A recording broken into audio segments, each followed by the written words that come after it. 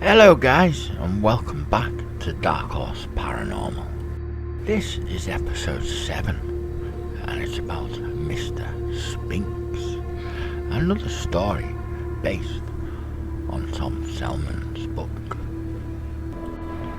One stormy evening at Walton Hall, a beautiful Grade 2 listed stately home in Lancashire. It was in 2003 that Tom gave an illustrated talk on the subject of supernatural, which included several tales about local vampires. After his talk, Susan and a distinguished-looking woman over 80 approached Tom and told him how much she enjoyed the stories and slideshow pictures. She then went on to relate a big story of her own that was good, if not better, than any of the tales that he'd been telling people that evening. This is the account she gave. Susan was born in Northumberland, 1923, and her mother, a teacher of English and Latin, brought Susan to Liverpool in 1933. Susan's father had deserted her mother just before the girl's birth. In the leafy lanes of suburban Egbert, 10-year-old Susan and her mother settled into a beautiful house on Waverley Road. However, the rent for the fine residence was barely covered by the money Susan's mother brought in from her job as a private tutor. In the autumn of 1833, a tall, smartly dressed stranger with a coal black hair and penetrating green eyes called at the house and told Susan's mother in a foreign accent that he would like to learn how to speak English. The man's name was Raymond Sphinx. It struck Susan as being rather odd, to say the least. Susan's mother explained that many foreigners choose their own names to replace the real, exotic-sounding surnames in order to blend into the country they are living in. Mr. Sphinx was quite handsome, and Susan related this tale. She recalled how her mother seemed totally mesmerized by the foreigner, who seemed to be about 35 years of age. Mr. Sphinx was so sophisticated and must have been an excellent student, as he was soon speaking with a fine English accent. Children are very perceptive when it comes to seeing through adults, and the young Susan thought there was something very uncanny about Mr. Sphinx. He seemed to appear out of nowhere whenever he visited for his lessons, and throughout the early summer of 1934, Susan watched him walk out onto the veranda, and when she followed, he had vanished. When she mentioned this to her mother, she was accused of having an overactive imagination. Sometime later though, Susan's mother said she too had seen Raymond walk onto the veranda and then seemingly disappear into thin air. She even mentioned the incident to him on the following day, but he just smiled his smile and said that it had slipped past her, but she hadn't noticed him. Susan's mother said nothing, but knew that simply had not been the case at all. Mr. Sphinx continued to come to the house long after he needed to, as he now spoke English as perfectly as Susan's mother. It then slowly dawned on Susan that her mother was romantically involved with the foreigner, and on many nights she would listen to him as he sat by the piano in the drawing room, bringing full soul string concerts of Mozart and Beethoven. Some of the other unknown melodies sounded mysterious and romantic, and they brought tears to the eyes of Susan's mother. The multi-talented Mr. Sphinx was also an amazing storyteller, and on winter evenings he would sit before a blazing coal fire with Susan by his side and tell tales of kings, queens, and ordinary people of long ago. He would also describe the daring missions, quests, and crusades of King Arthur and the Knights of the Round Table, and the saga about two young lovers on opposing sides during the Wars of the Roses. Raymond told these stories with such skill that his listeners almost believed that they were actually there, in the midst of the romance, danger.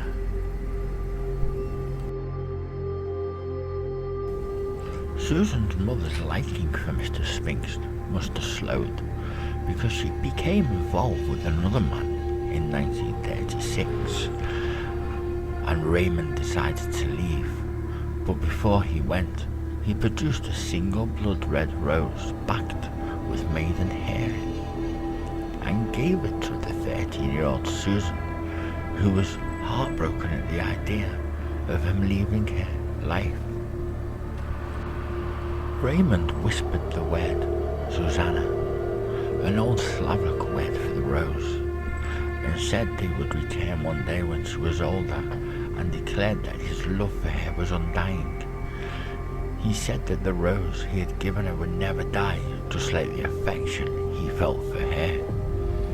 With a tear in his eye, he said, "Remember me," then left, and Susan began to sob. She begged her mother to leave her lover and resume her relationship with Raymond, but to no avail.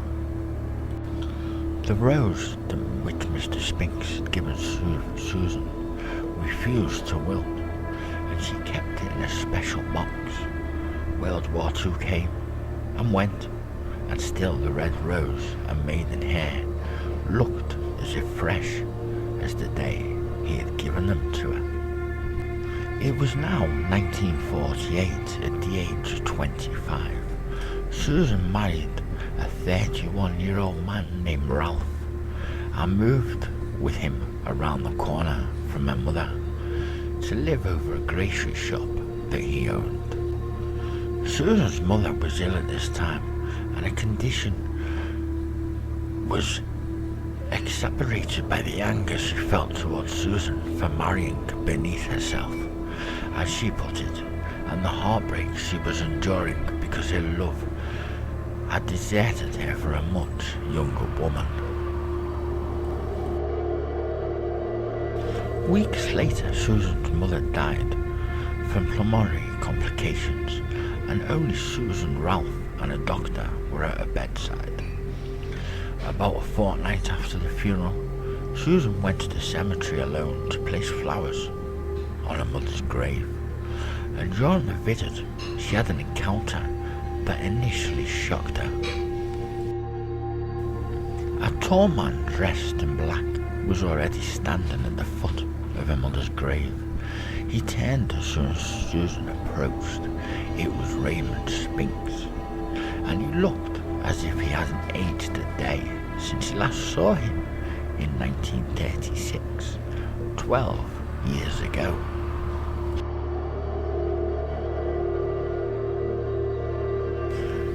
He stood there with a faint smile on his lips, his arms outstretched to embrace Susan. He hugged and kissed her and offered his deepest condolences. He assured her that her mother had merely shed her physical body and that her soul had gone to another place of existence, where every person ends up when earthly life ceases. Susan felt an intense physical and romantic attraction to Raymond, and she asked him to accompany her to her late mother's home on Waverley Road. At the house where Raymond had first met Susan as a child, she showed him the box containing the undying rose. Raymond embraced Susan and kissed her passionately.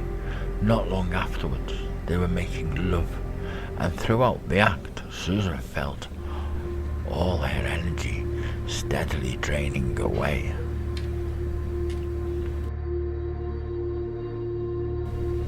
When the couple had finished making love, Susan felt numb and empty, and so lightless she could hardly make the effort to draw breath.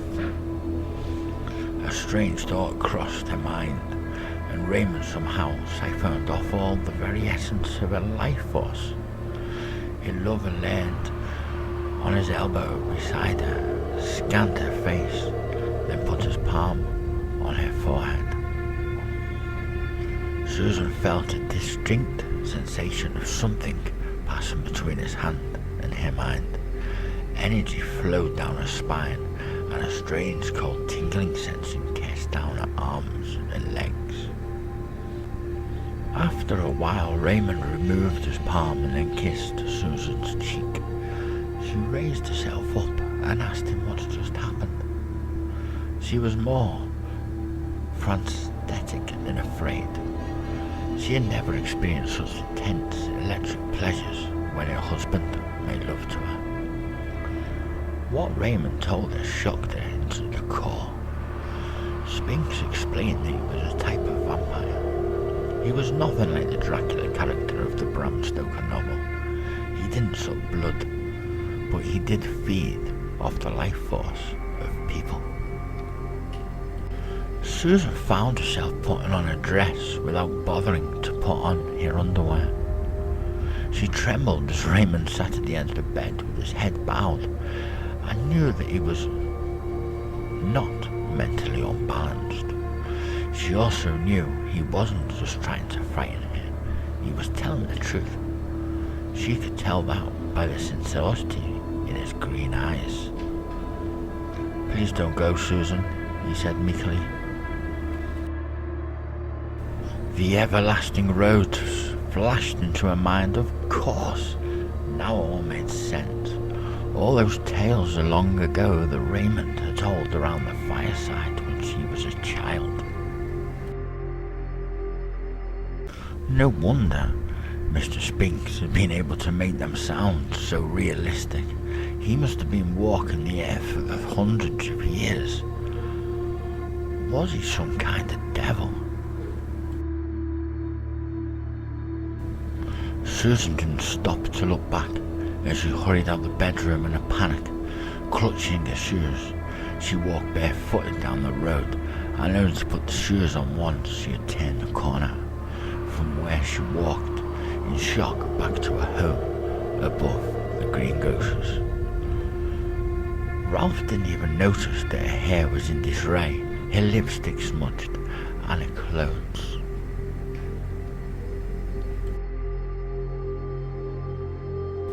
Susan didn't return to her former home on Waverley Road until the next day, and when she did, she made sure that her friend went with her.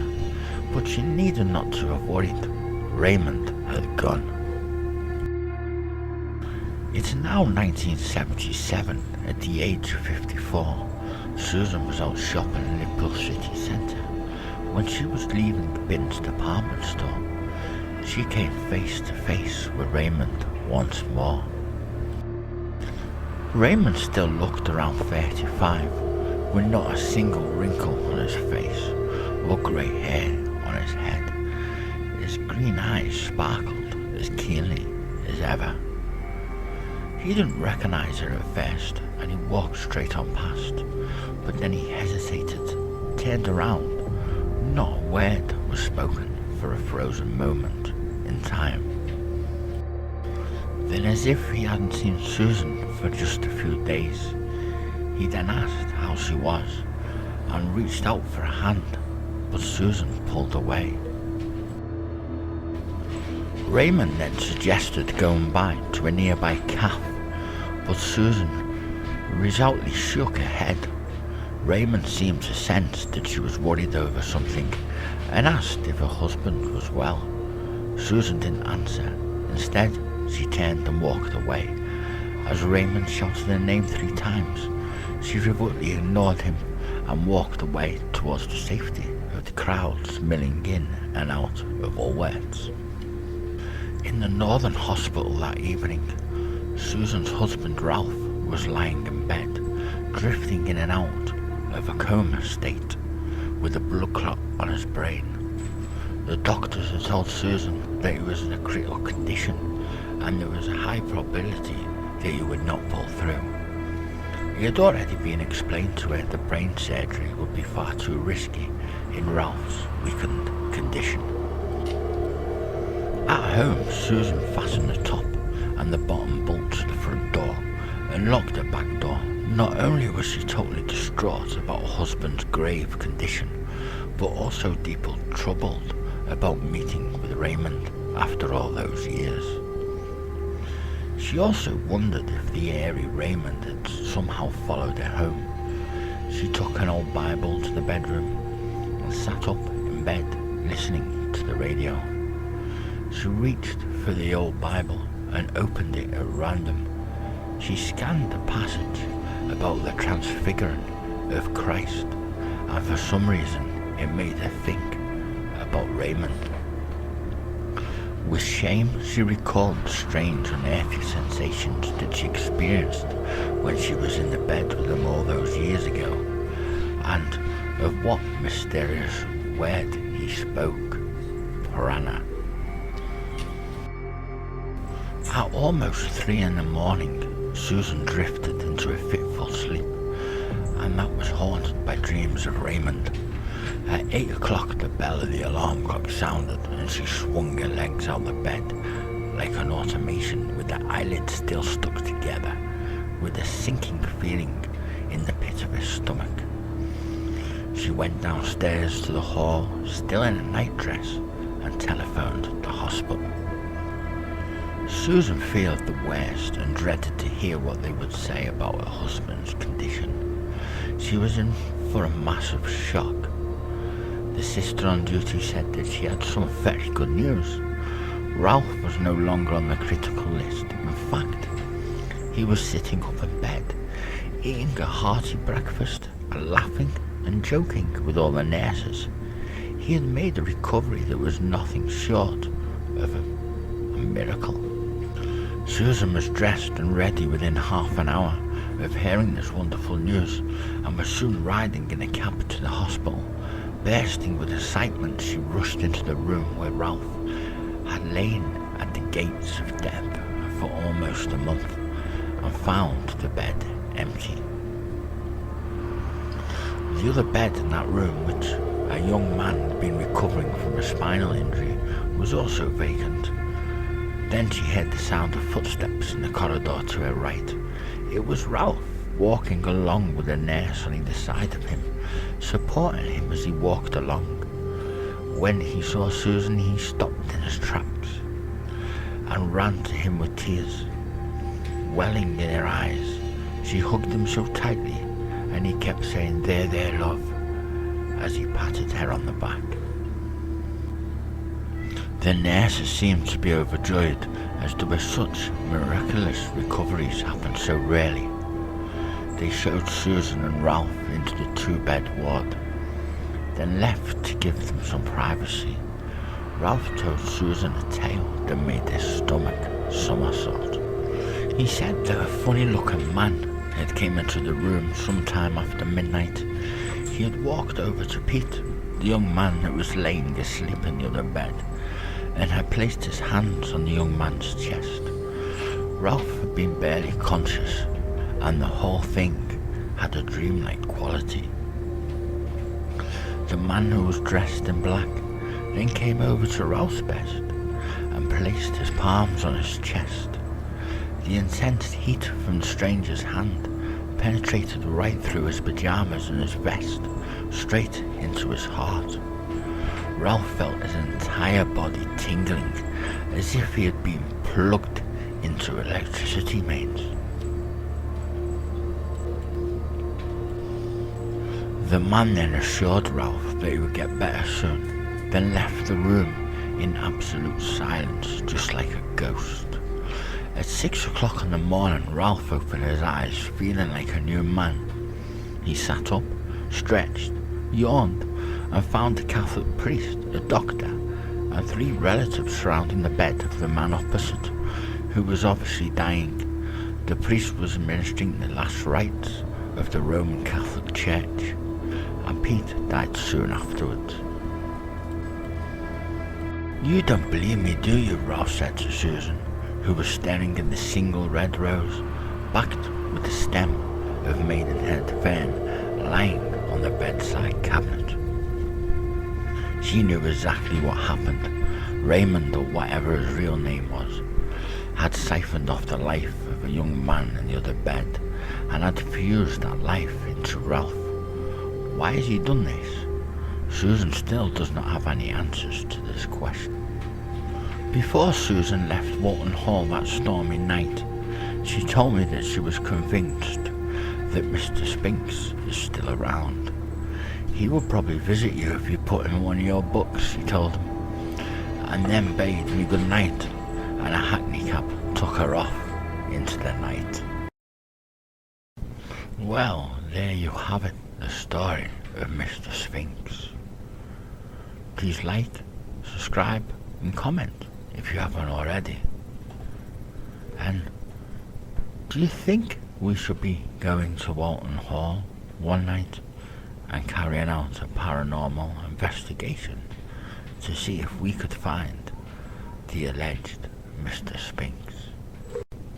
So that's it for now. Until next time, sleep tight.